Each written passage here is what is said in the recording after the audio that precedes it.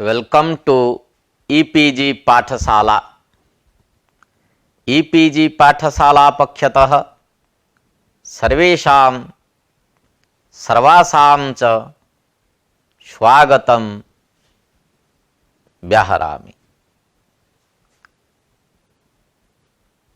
विषय भवति लघुशब्देन्दुशेखर ग्रन्थस्य संज्ञाप्रकरणम्।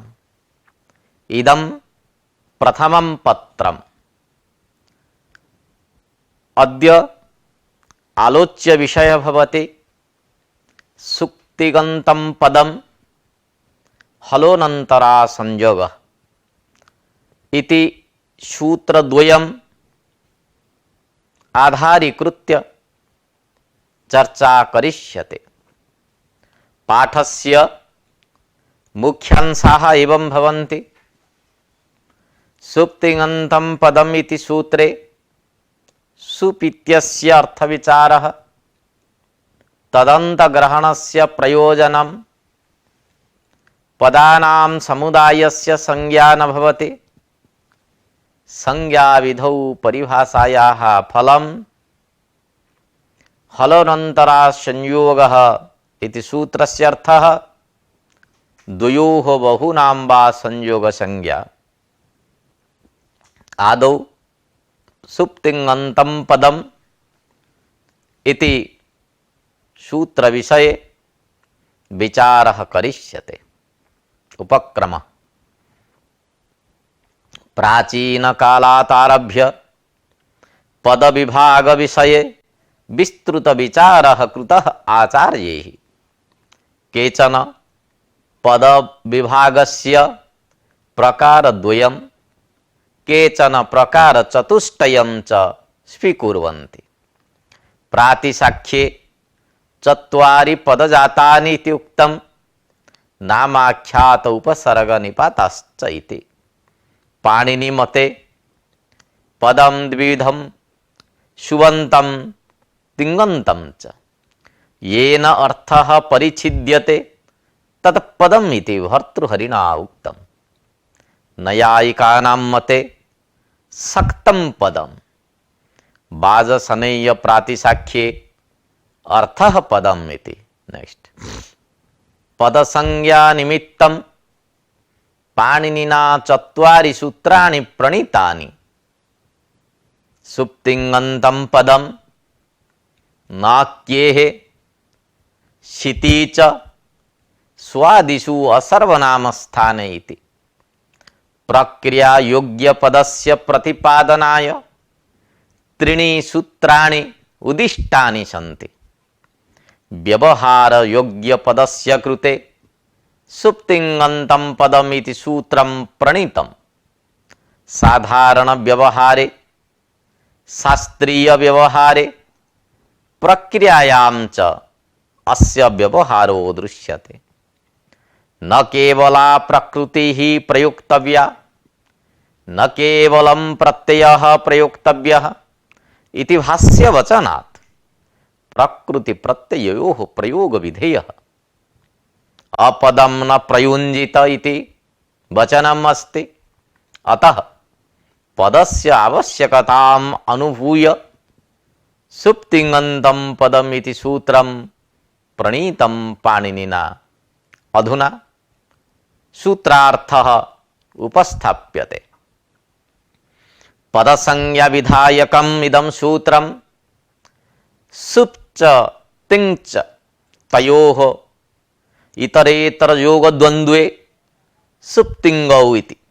सुप्तिङौ अन्तौ अन्ता अवयवौ यस्य शब्दस्वरूपस्य तत् सुप्तिङन्तं। द्वन्द्वान्ते श्रूयमाणं पदं प्रत्येकम् अभिसंबध्यते इति न्यायेन अन्तशब्दस्य प्रत्येकम् अन्वयः। सुबन्तं तिङन्तं च इति अर्थः। द्वन्द्वगर्भ बहुव्रीहि समासः। सुप्तिङन्तं प्रथमान्तं पदं, पदं प्रथमान्तं। द्विपदात्मकं सूत्रमिदं।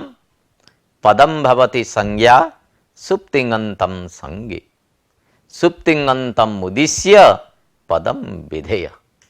सुबन्तं तिङन्तं च पदसंज्ञं स्यातिति सूत्रार्थः निष्पद्यते।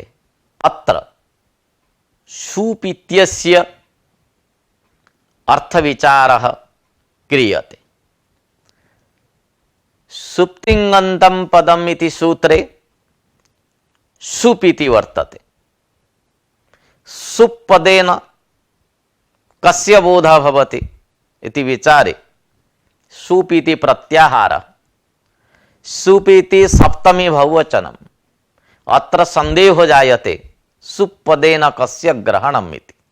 अत्र सूत्रे तिङ् साहचर्यात् सुप् पदेन प्रत्याहारो विवक्षितः, न तो सप्तमी बहुवचनम्। सु इति आरभ्य सुप् इत्यन्तं यावत् 21 प्रत्ययाः संगृहीताः। सुप् प्रत्याहारश्च न कपः पकारेण भवति।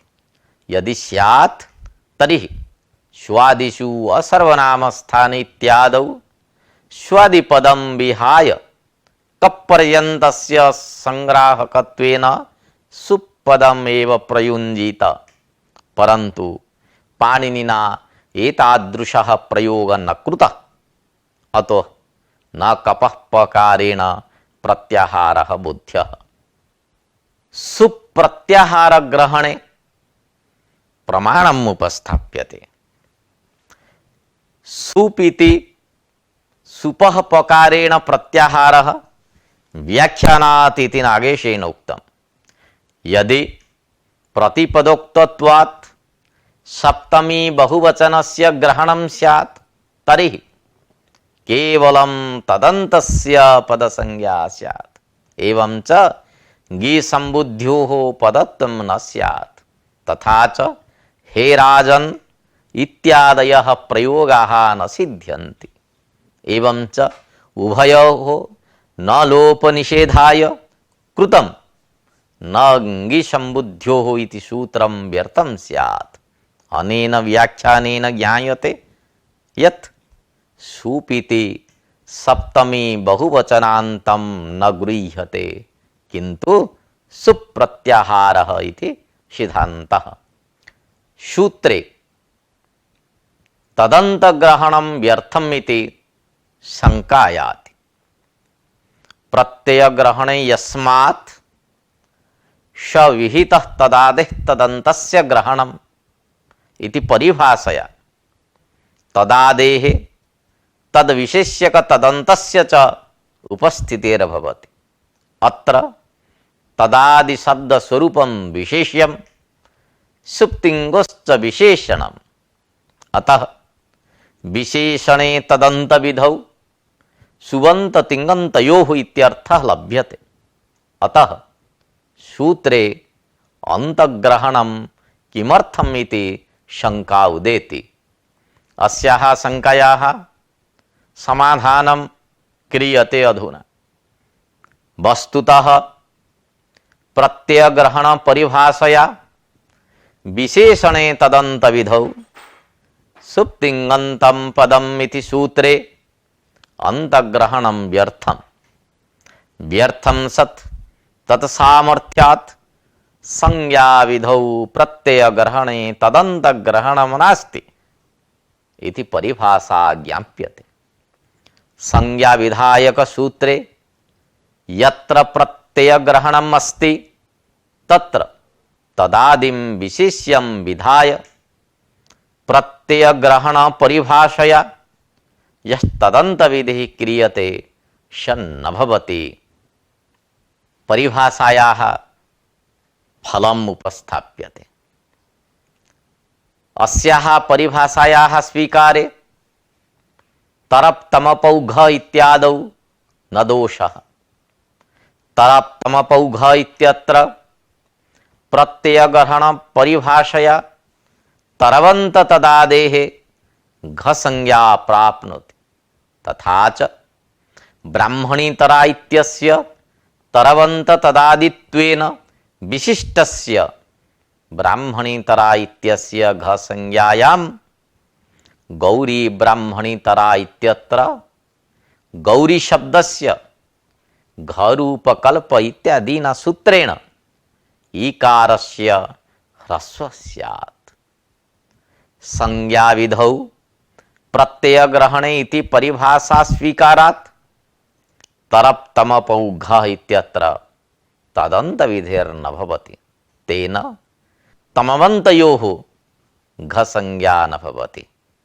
अतएव गौरी ब्राह्मणीतरा कुमारी ब्राह्मणीतरा इत्यादौ घरूपकल्प इत्यादिना सूत्रेण गौरी शब्द घटकस्य ईकारस्य कुमारी शब्द घटकस्य ईकारस्य च ह्रस्वो न भवति।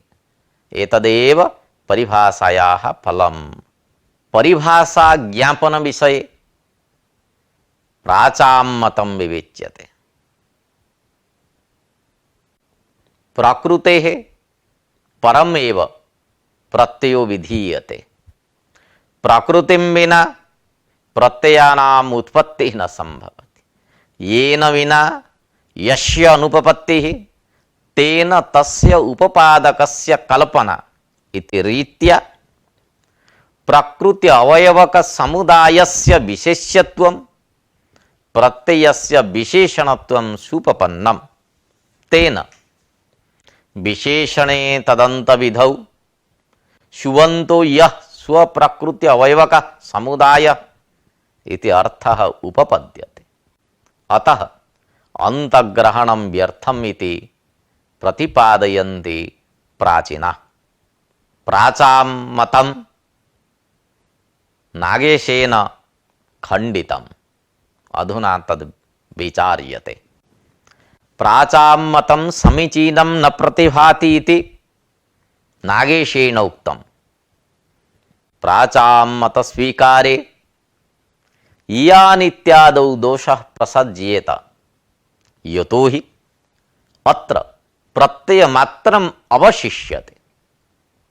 इदं परिमाणं यस्य इति विग्रहे इदं शब्दात् वतु प्रत्यये किमिदभ्यां बोध इति सूत्रेण वकारस्य घकारादेशे आयनेयनीयः इत्यादिना सूत्रेण घकारस्य इ आदेशे ततः इदं किमोरिस्की इति सूत्रेण इदं स्थाने ईशादेशे इयत् इति स्थिते भ संज्ञायां यस्यति च इति सूत्रेण प्रकृति भागस्य ईकारस्य लोपे प्रथमा विभक्तौ एकवचने यान् इति रूपं सिद्ध्यति। अत्र केवलं प्रत्ययमात्रम् इयत् इति अवशिष्यते। तथा च प्रकृतिं विना प्रत्ययस्य उपपत्तिः संभवति। एवं च प्रत्ययेन स्वप्रकृत्यवयवक समुदायस्य आक्षेपः कर्तुं न शक्यते। अतः तदन्तस्य लाभो असंभवः। अतः प्राचां मतं न युक्तम् इति नागेशेन प्रतिपादितम्। संज्ञाविधौ परिभाषा स्वीकारेपि गौरी इत्यत्र ह्रस्वः स्यात् इति शंका आगच्छति। संज्ञाविधौ परिभाषया तरप तमपौ घः इत्यत्र घ संज्ञायां तदंत विधि प्रतिषेधे अपि घरूपकल्प इत्यादि विधि प्रदेशे तदंत विधि भविष्यति। एवं च घन्ते तदादौ इत्यर्थ लाभेन गौरी शब्द घटकस्य ईकारस्य ह्रस्वः प्राप्नोति एव।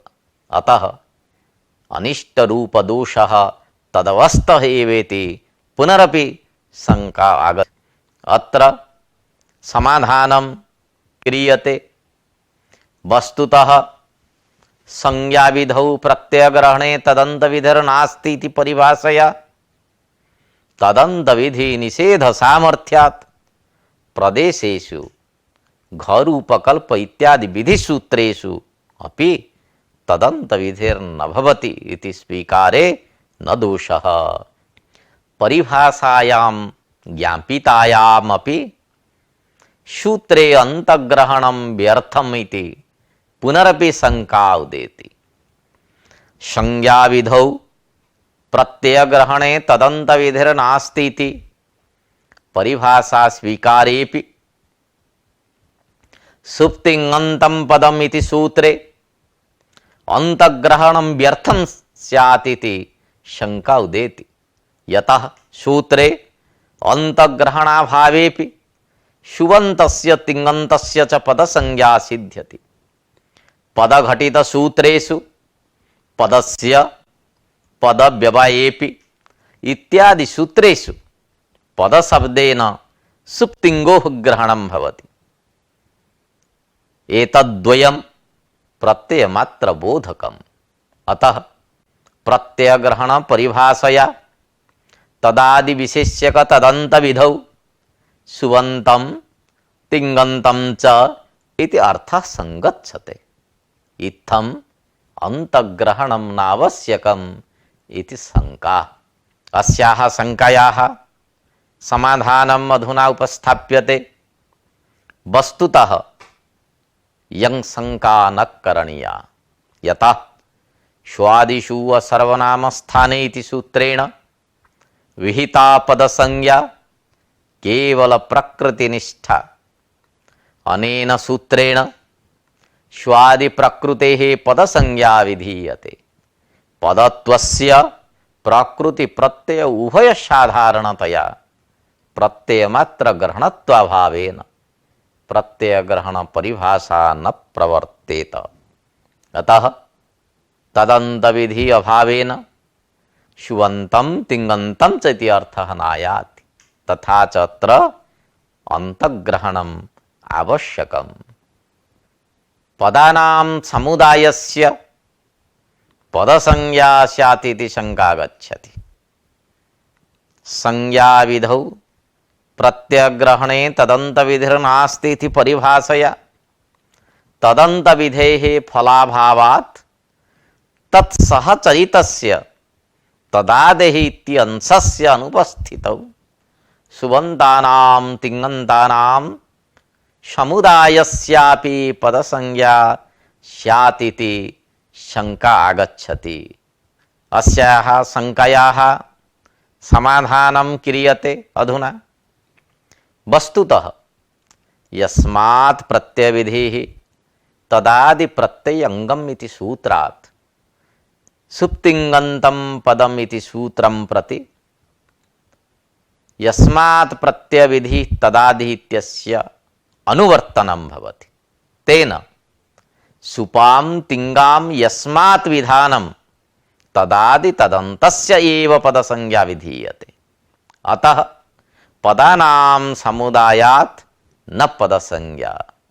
पदसमुदायात् सुप्तिङ्गोः विधानं न भवति। अतः समुदायस्य तदादि तदन्तत्वं नास्ति। एवं च गौर्गच्छति इत्यत्र पदसमुदायस्य तिङन्त तदादित्वाभावात् पदसंज्ञा न भवति। यस्मात् प्रत्ययविधिः इत्यस्य अनुवर्तने यानित्यत्र दोषः आपतति।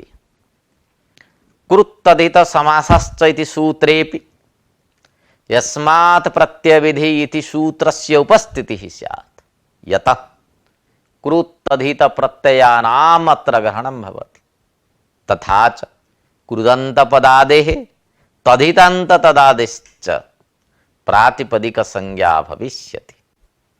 एवं च इयानित्यत्र प्रकृतिभागस्य इयत् इत्यस्य प्रातिपदिक संज्ञा न भविष्यति इति शंका। यतः इयानिति तदितमात्रमेव न तु तदितान्त तदादि इति। अत्र समाधानम् उपस्थाप्यते। वस्तुतः इयानित्यादौ प्रकृतिरहिते तदादि तदन्तत्वं व्यपदेशिवत भावेन संपाद्य पदसंज्ञा विधेय। यत्र यद्यपि तदितांत तदादित्वम् अशास्त्रीयत्वम् न केनापि सूत्रेण कृतः धर्मः अशास्त्रीयः तथापि व्यपदेशिवते कस्मिन्निति परिभाषया अशास्त्रीय धर्मस्यापि अतिदेशो भवति। इयाय इत्यादौ व्यपदेशिवत भावेन अशास्त्रस्यापि एकाच्त्वादि धर्मस्य अतिदेशो दृश्यते। अतः शास्त्रीयस्य एव धर्मस्य अतिदेशः इति नियमो नास्ति। तथा च यत् इत्यस्य प्रत्ययमात्रस्यापि तदितान्त तदादि व्यपदेशिवत भावेन सिद्ध्यति।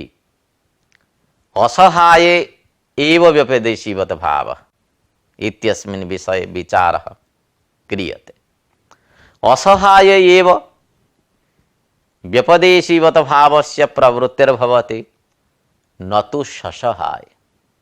अतएव हरीषु इत्यत्र सुमात्रस्य व्यपदेशिवत भावेन सुबन्त तदादित्वं स्वीकृत्य पदसंज्ञा जाता। ततः सत्पदाद्योः इत्यनेन पदादित्वात् सत्वस्य निषेधो न भवति। यतः प्रकृति द्वारा विशिष्टस्य सुबन्तत्व संभवेन ससहायत्वमेव अस्ति। अशास्त्रीय धर्मे अतिदेशात् एव इयति इति शब्दस्य बत्वन्त तदादित्वं स्वीकृत्य बत्वन्तात् स्वार्थे द्वयसज मात्र चौ बहुलम इति वार्तिकेन मात्रच प्रत्ययो विधीयते। एवं च यन मात्रम इति प्रयोगः सिद्ध्यति। असहाये व्यपदेशिवत भाव स्वीकारे भाष्यसंगतिः स्यात् इति शंका आगच्छति। असहाये व्यपदेशिवत भाव स्वीकारे निजौ चत्वारः एकाचः इति भाष्यस्य विरोधः भवति। तत्र भाष्ये नीच ईच नी इ एते चत्वारः एकाचः इति उक्तम्। तत्र नीच ईच नी एतेषु त्रिषु ईकार रूप अच् प्रत्येकं समुदायेषु अन्य पदार्थेषु भवितुम् अर्हति। परन्तु ईकारे ईकार रूप अच् कथं स्यात् स्वस्मिन् स्वस्य ब्रूते। अत्र क्रमेण त्रयाणाम् एकाचत्वेपि चतुर्थस्य इकारस्य एकाचत्वाभावात् चत्वारो एकाचो न संभवति। चतुर्थस्य इकारस्य असहायत्वाभावात् व्यपदेशिवत भावो भवितुं नार्हति।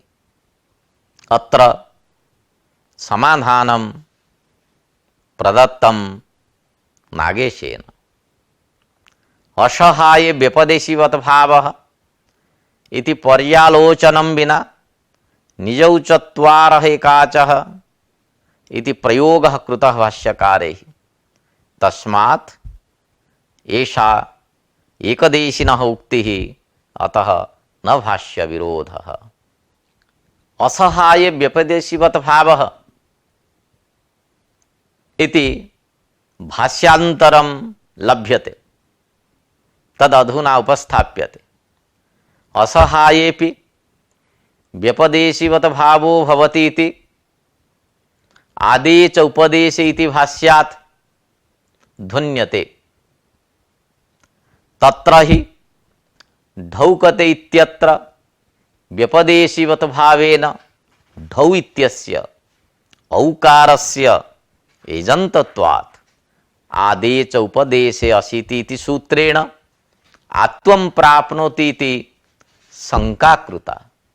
एवं च हतः इत्यत्र तस्यानुदात्तेन इत्यादिना सूत्रेण अनुदात्त स्वरः न प्राप्नोति इति आशंक्य अर्थवता व्यपदेशीवत भावः इत्यनेन समाहितम्। अर्थात यो हि वर्णः अर्थवान तेन व्यपदेशीवत भाव। अर्थबोधक शब्देन व्यपदेशिना मुख्य व्यवहारवता सदृशो व्यवहारो गम्यते। अर्थवता इत्यनेन असहायत्वं लक्ष्यते। इत्थम् अस्य सूत्रस्य व्याख्यानं सम्पन्नम्। अधुना पाठ्यस्य सारः उपस्थाप्यते। सुप्तिङन्तं पदम् इति पदसंज्ञा विधायकं सूत्रम्। सुप् च तिङ च सुप्तिङौ इतरेतर जोग द्वन्द्वः। सुप्तिङौ अन्तौ अन्त अवयवौ यस्य शब्द स्वरूपस्य तत्सुप्तिङन्तं बहुव्रीहि समासः। सुप् च इति प्रत्याहारः न तु सप्तमी बहुवचनम्। प्रत्ययग्रहण परिभाषया तदन्तलाभे सूत्रे अंतग्रहणं व्यर्थम्। अंतग्रहणं व्यर्थीभूय संज्ञाविधौ प्रत्ययग्रहणे तदन्तविधिर्नास्ति इति परिभाषां ज्ञापयति। संज्ञाविधौ परिभाषा स्वीकारात् गौरी ब्राह्मणितरा इत्यत्र ह्रस्वो न भवति। संज्ञाविधौ इति परिभाषया विधिप्रदेशेऽपि तदन्तविधिः न पदानां समुदायस्य पदसंज्ञा न भवति। यानित्यत्र व्यपदेशिवत भावेन तदादि तदन्तत्वं स्वीकृत्य पदसंज्ञा विधेया असहाये व्यपदेशिवत भावो भवति। अधुना यत् द्वितीयं सूत्रं हलोनन्तरः संयोगः इति तस्य सूत्रस्य व्याख्यानं क्रियते। आदौ उपक्रमः। संस्कृत व्याकरणे संयुक्तवर्णार्थं संयोग संज्ञायाः व्यवहारो विहितः पाणिनिना। एतदर्थं हलोनन्तरः संयोगः इति सूत्रं प्रणीतं पाणिनिना। अत्र सूत्रे हलः इति पदं बहुवचने विद्यते। जयादित्यस्य मते जातौ बहुवचनं, नागेशमते बहुवचनं सौत्रं। भिन्नजातीयैः अद्भिः अव्यवहिताः श्लिष्टोच्चारिताः हलः संयोगसंज्ञकाः भवन्ति। अतः व्यञ्जनानां सम्मेलनं संयोगसंज्ञं भवति। इयं महती संज्ञा भवति। द्वयोः बहुनां वा व्यञ्जनानां संयोगसंज्ञा भवति। अधुना सूत्रार्थः विविच्यते। संयोगसंज्ञा विधायकं सूत्रम् इदम्। अत्र सूत्रे त्रीणि पदानि सन्ति। हलः प्रथमान्तम्, अनन्तराः प्रथमान्तम्, संयोगः प्रथमान्तम्। अंतरशब्दस्य बहवो अर्थाः सन्ति। अवकाश, अवधि, परिधान, छिद्र आत्म्यादि अर्थेषु अंतरशब्दस्य प्रयोग दृश्यते। अत्र छिद्रवाची एव अंतरशब्दो गृह्यते, अन्यार्थः न संभवति। यदि विज्ञायते अविद्यमानम् अंतरं येषामिति अवग्रहे संयोगसंज्ञा न प्राप्नोति। द्वयोः वर्णयोः मध्ये मात्राकालः अवग्रह। अविद्यमानम् अंतरं छिद्रं वर्णशून्यकालो मध्ये येषां ते अनन्तराः। अर्धमात्राधिककाल व्यवधान शून्य इत्यर्थः।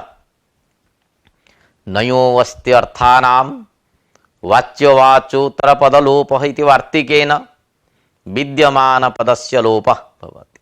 अतः अज्भिः अव्यवहिता हलः संयोगसंज्ञाः स्युः इति सूत्रार्थः।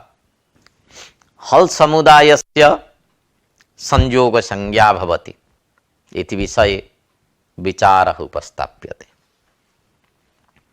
गर्गाः शतं दण्ड्यन्ताम् अर्थिनश्च राजानो हिरण्येन भवन्ति इति न्यायो भाष्ये उक्तः। अस्य अयम् अभिप्रायो यत् एकैकस्य गर्गस्य शतेन रूप्यकैः दण्डो न विधीयते, किन्तु गर्गाणां समुदायो दण्ड्यते।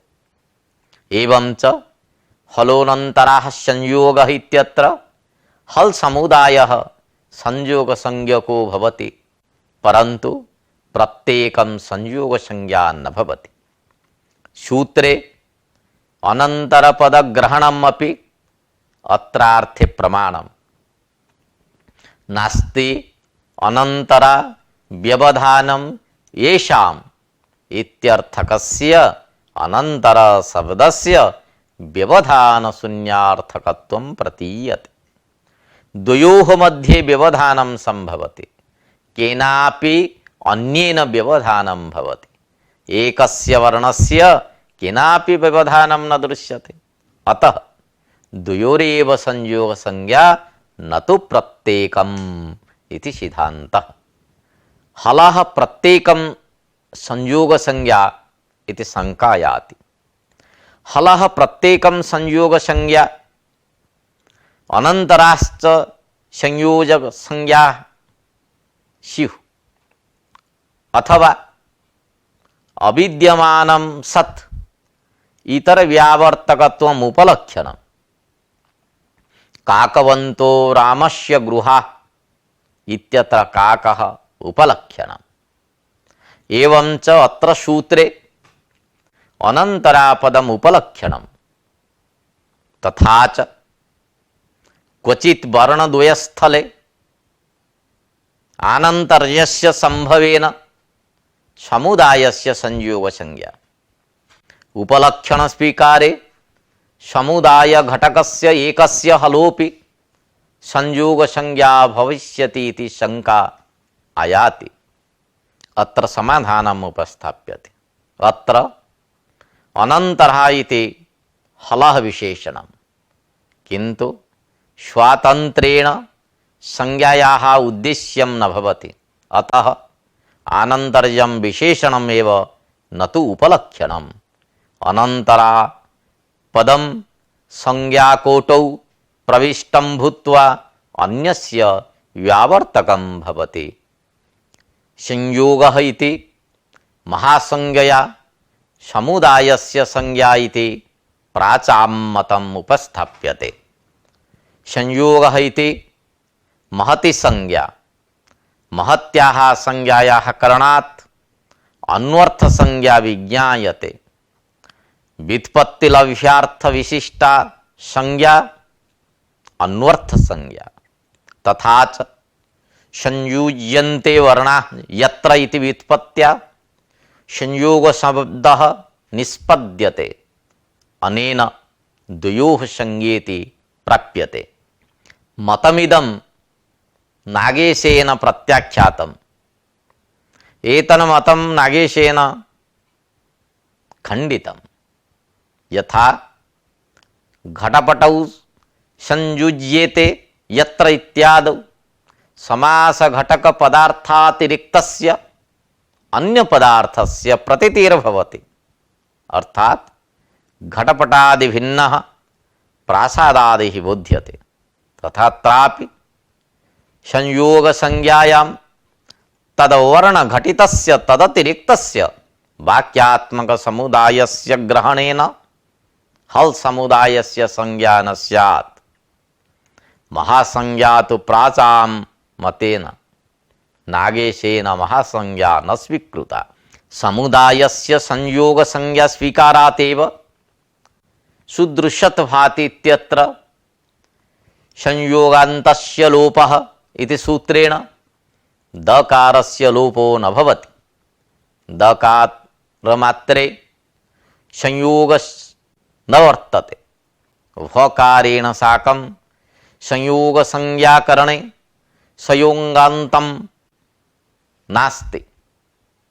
हलः इति बहुवचनस्य उपपत्तिः न स्यात् इति शङ्का गच्छति।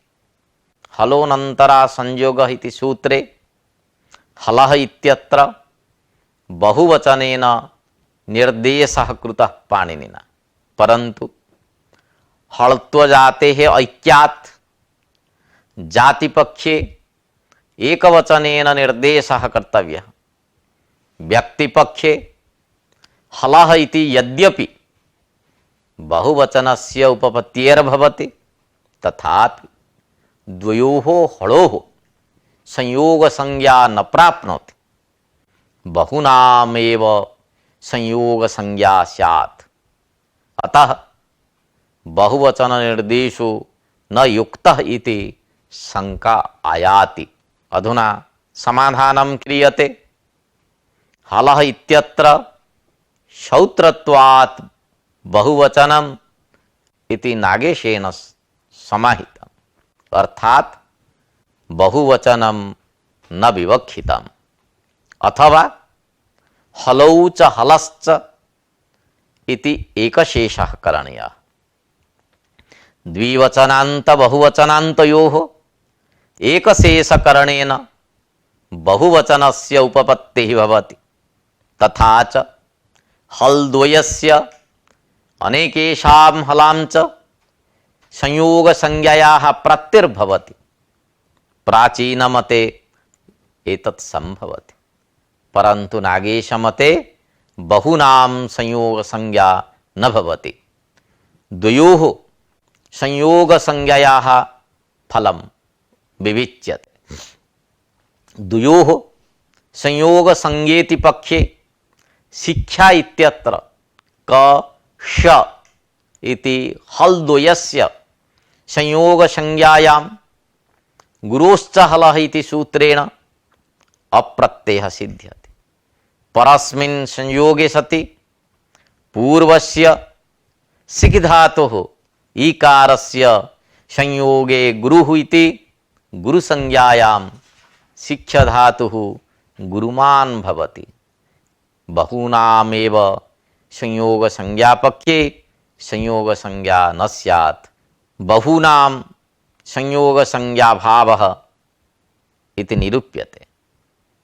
यत्र तु बहवो हलः शिष्टाः तत्रापि द्वयोः संयोगसंज्ञा भवति, न तु बहूनामिति नागेशेन प्रतिपादितम्। अर्थात यत्र बहूनां हलाम् अव्यवधानेन उपस्थितिः तत्रापि द्वयोः वर्णयोरेव संयोगसंज्ञा विधीयते। स्कोः संयोगाद्योरन्ते च इति सूत्रेण झलि परे यः संयोगः तदाद्योः शकार ककारयोः लोपविहितः, परन्तु स न संभवति। झल सहितस्य अन्य हलवर्णद्वयस्य संयोगसंज्ञायां संयोगः झल परो न स्यात्। सर्वत्रैव झल सहितस्य संज्ञायाः प्राप्तिर्भवति। अतः सूत्रवैयर्थ्यभिया बहूनां संज्ञा नेति युक्तम्। द्वयोः संयोगसंज्ञापक्षे तृतीयस्य हलोः झल रूपत्वे सूत्रं चरितार्थम्।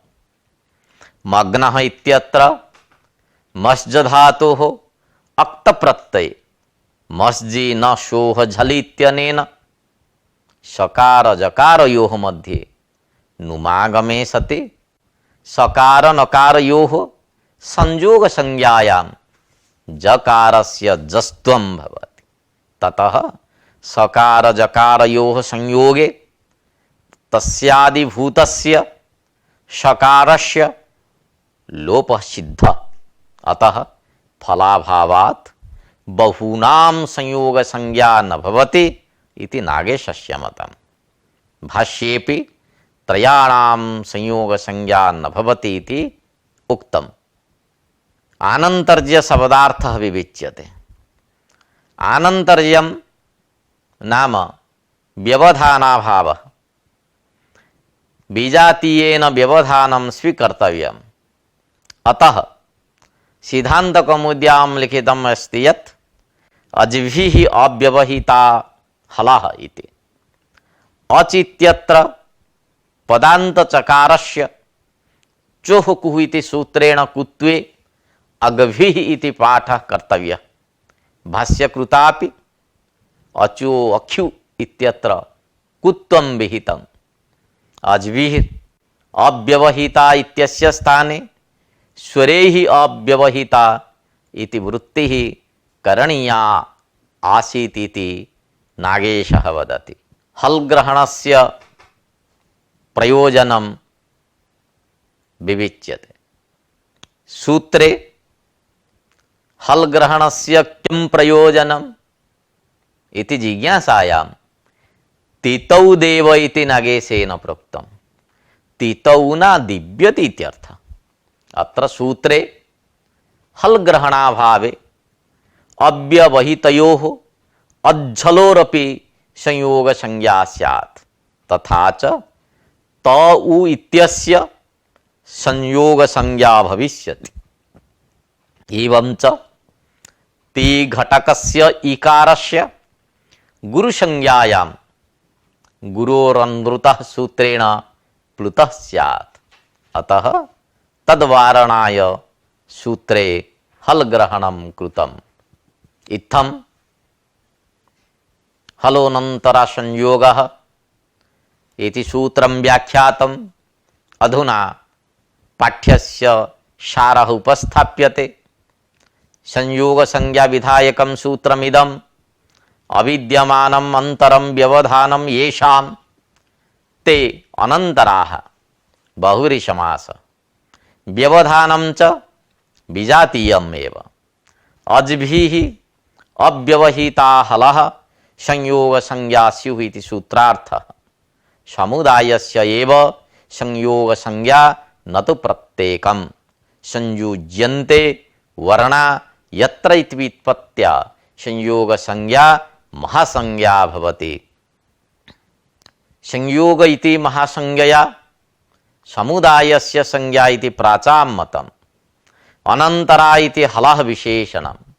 हलः इति सौत्रत्वात् बहुवचनम्, अथवा हलौ हलश्च इति एकशेषेण बहुवचनम्। द्वयोः द्वयोः संयोगसंज्ञा न तु बहूनां संयोगसंज्ञा। द्वयोः संयोगसंज्ञायाः फलं शिक्षा इत्यत्र अप्रत्ययसिद्धः। एवं व्याख्यानं सम्पन्नम्।